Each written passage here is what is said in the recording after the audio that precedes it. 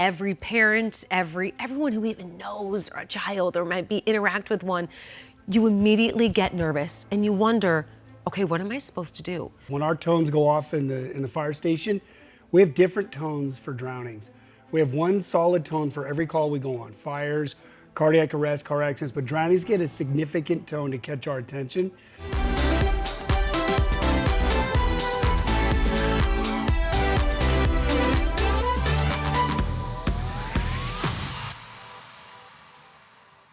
A 3-year-old boy has died after being pulled out of a backyard pool. A tragedy that swallowed up social media The son of a well-known Valley influencer. and shocked her millions of followers. The death of 3-year-old Trig Kaiser, son of mega social media influencer Emily Kaiser.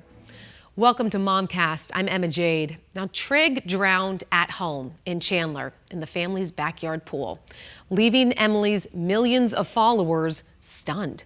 How can this happen to someone that we feel like we all know and love? But it does happen way too often. According to the Centers for Disease Control, drowning is the #1 cause of death for children between the ages of 1 and 4. And here on MOMCAST, we spoke to one Valley mom who knows this heartbreak all too well, absolutely triggered by the Kaiser family story because unfortunately this same thing happened to them. Yeah, it definitely takes you right back to the moment you got that phone call, the moment that our world completely fell apart. Not only does it hurt our family and we kind of relive that time in our lives over again, but it also just brings us so much pain and sorrow for what the family is going through. We know that pain all too well. We know the ridicule and the criticism that comes as being a parent of a child that passes in this manner.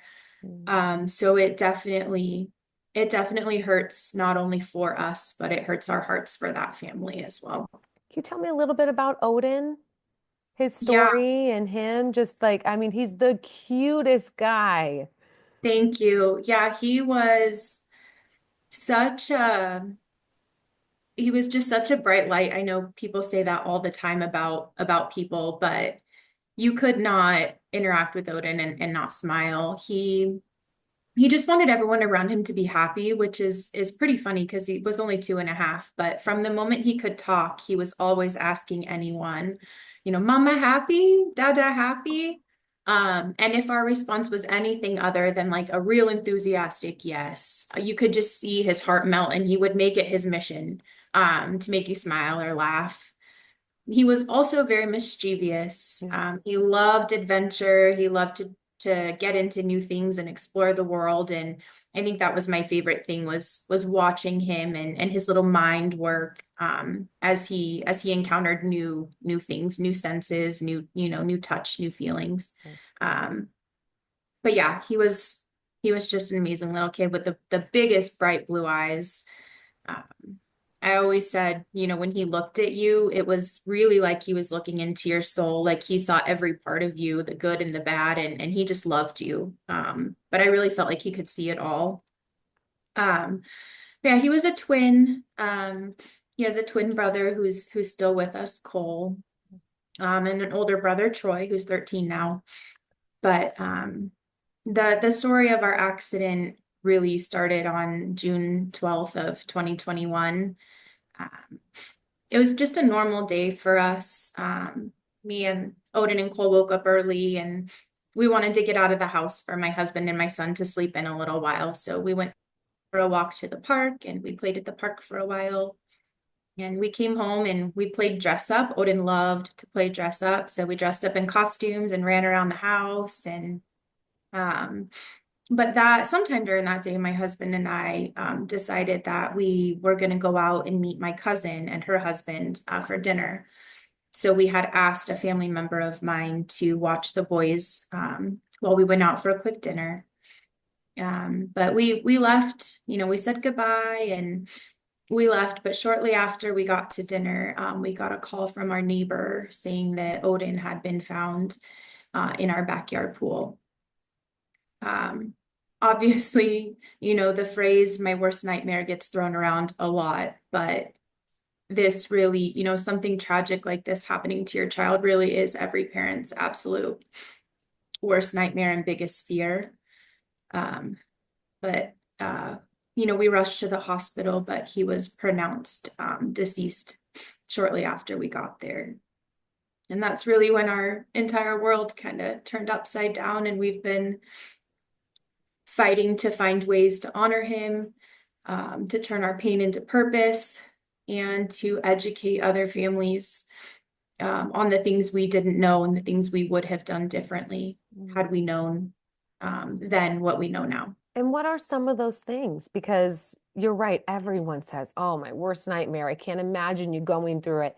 You're going through it. So are there things that you wish other parents would know or understand or figure out to hopefully not have to go through something like this? Yeah, absolutely. For us, we thought we were doing everything right. We had our boys in swim lessons. They were in swim lessons at a swim school, but also privately in our backyard pool. They were they were learning how to self-rescue. Both of them knew how to roll over, float on their back. And we thought that was the best way to keep them safe.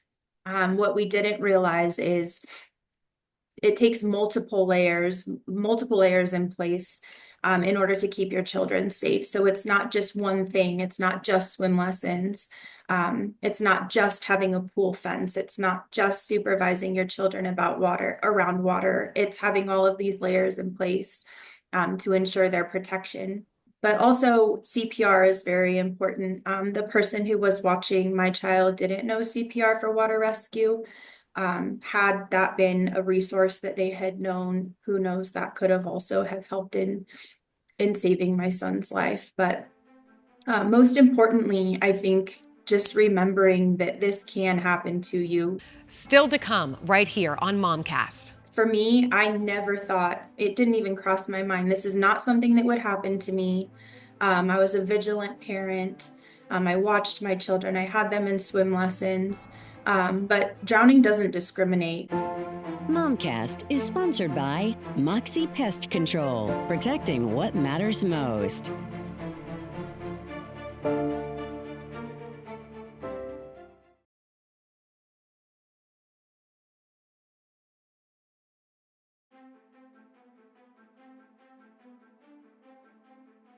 For me, I never thought, it didn't even cross my mind, this is not something that would happen to me. I was a vigilant parent. I watched my children. I had them in swim lessons. But drowning doesn't discriminate. It doesn't care, what background you come from, your profession. It doesn't discriminate if you don't have the proper layers of protection in place, if you aren't utilizing all of your resources every time. That this is an accident that can happen to anyone. I think that's such a key takeaway from all of this is that it really can happen to anyone with a pool fence, without a pool fence, with someone who you think is watching them, with someone who isn't. And it happens so quickly. And a lot of times we talk about these stories in news and then we say, a 3-year-old tragically drowned or a 2-year-old tragically drowned. And then that's kind of the end of the story for us in news.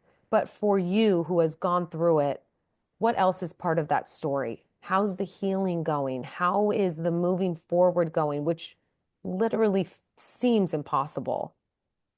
Yeah, I think for me, I'm really blessed to have a really supportive family. I'm really blessed to have my remaining children who honestly save my life every day. They don't know it, but I wake up every day for them.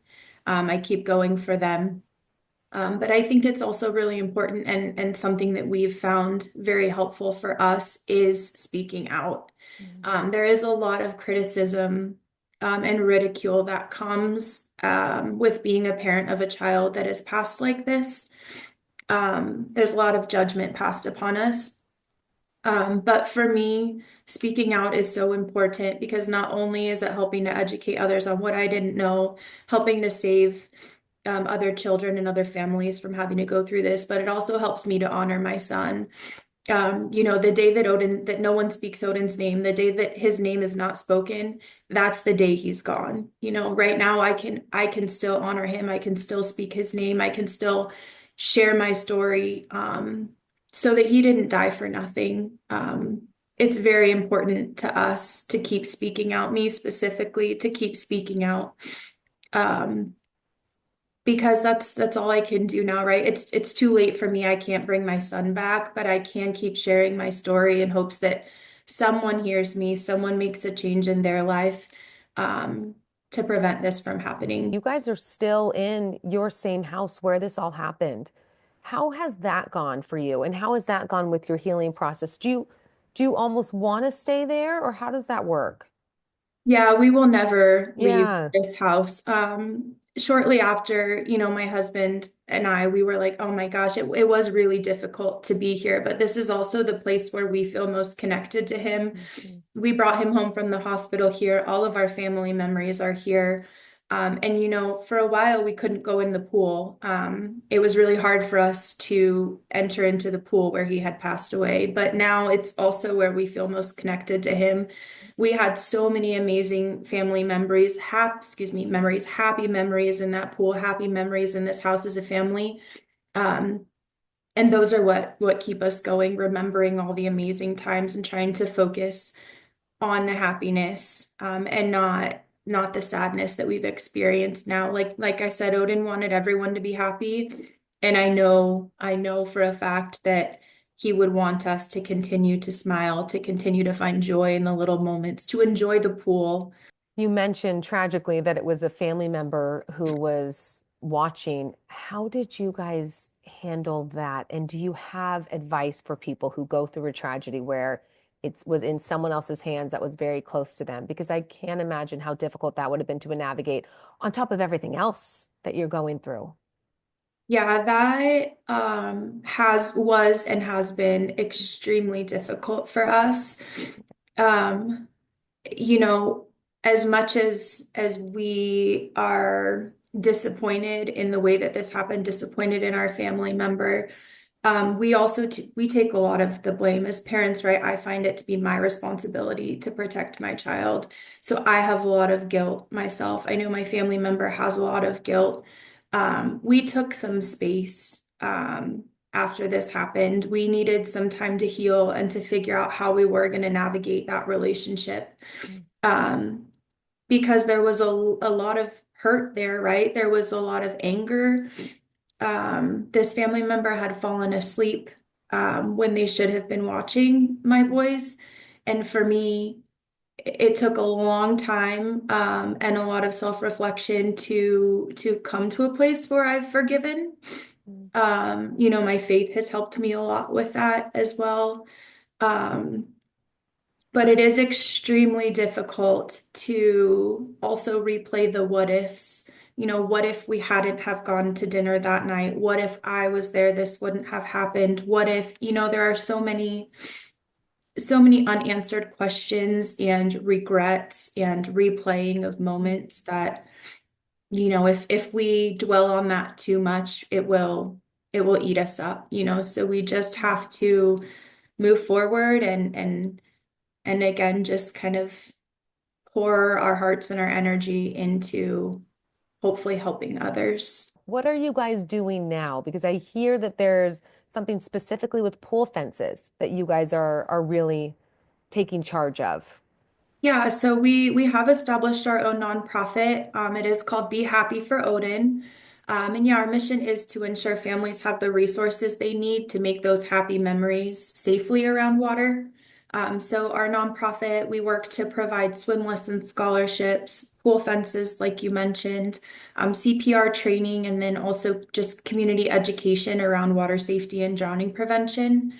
Again, Odin wanted us to be happy. A lot of the happiest memories we have are around water, are in the pool together.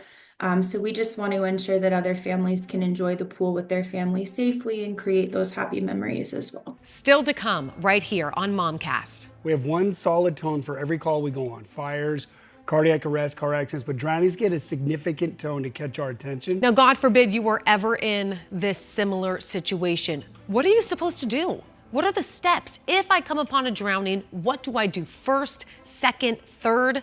You're going to learn those exact steps that firefighters want you to take to hopefully save a life. That's next, right here on MOMCAST.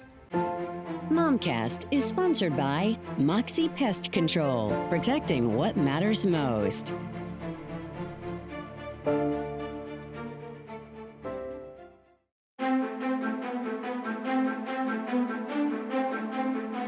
Captain Rob McDade with the Phoenix Fire Department, and then we also have Becky Kirk here. She's with the Aquatics Department with Parks and Rec, so basically over all the pools. We're going to talk more about swim safety in just a second, but first, when you hear this story about a drowning, every parent, everyone who even knows a child or might be interact with one, you immediately get nervous and you wonder, okay, what am I supposed to do?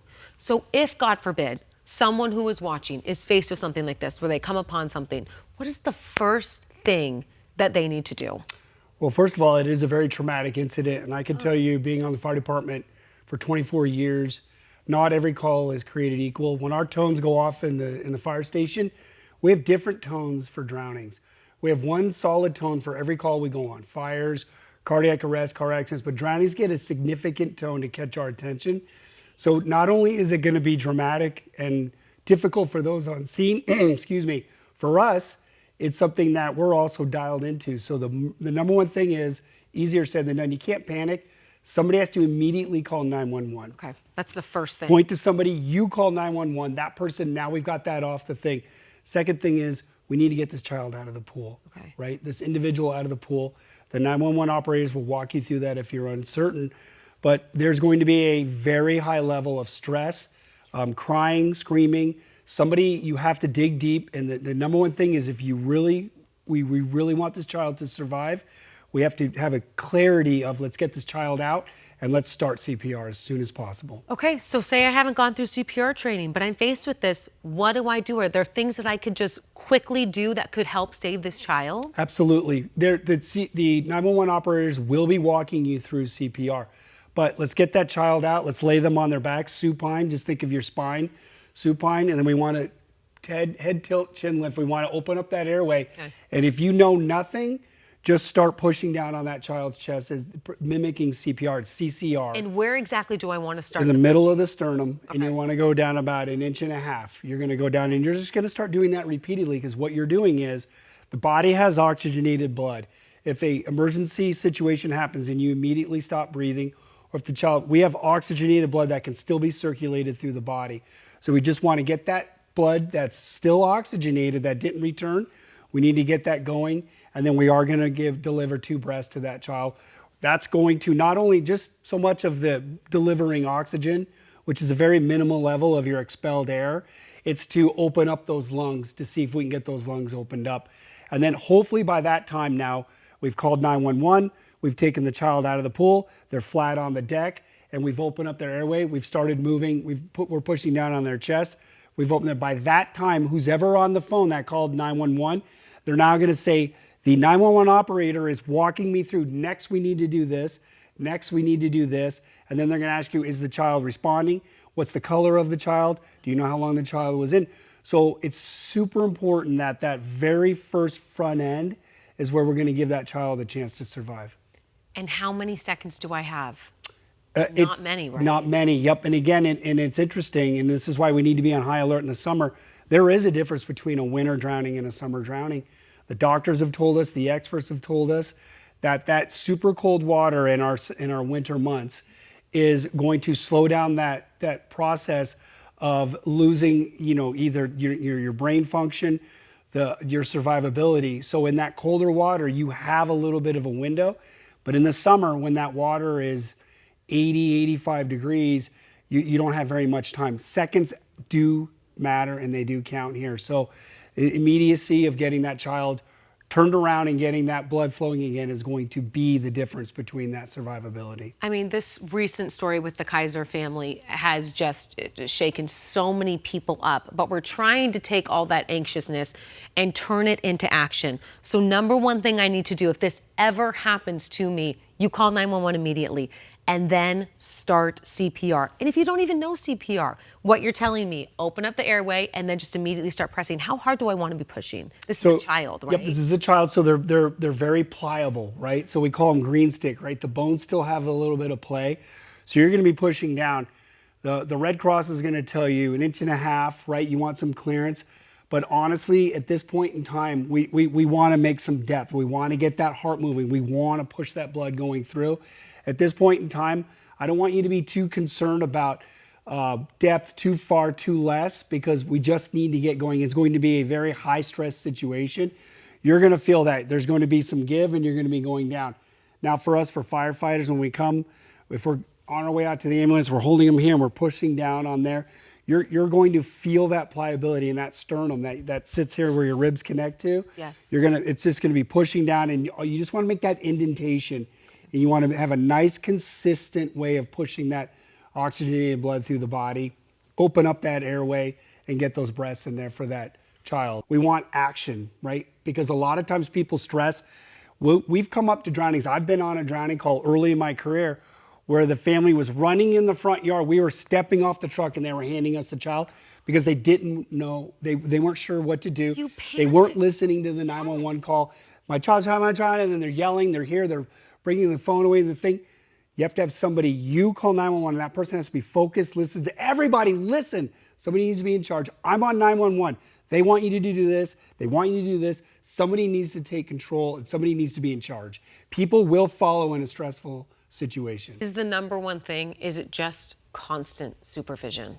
Yes, and I believe, and it's a combination, but yes. It's layers of protection. Okay. I don't think there's any one thing. It's kind of like Swiss cheese.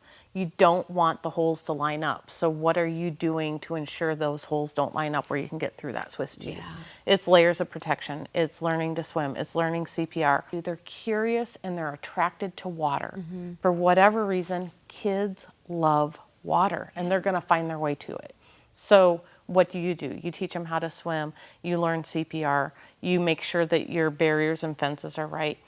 You use life jackets. Put your kids in life jackets. If you're around water and you are distracted and you know you're distracted, put them in a life jacket. Now, if you need more details or you want to share them with other people, be sure to head to our MOMCAST page on 12news.com. We have posted loads of resources there about CPR training, ways that you can sign up, how you can get yourself a pool fence. It's all there, 12news.com.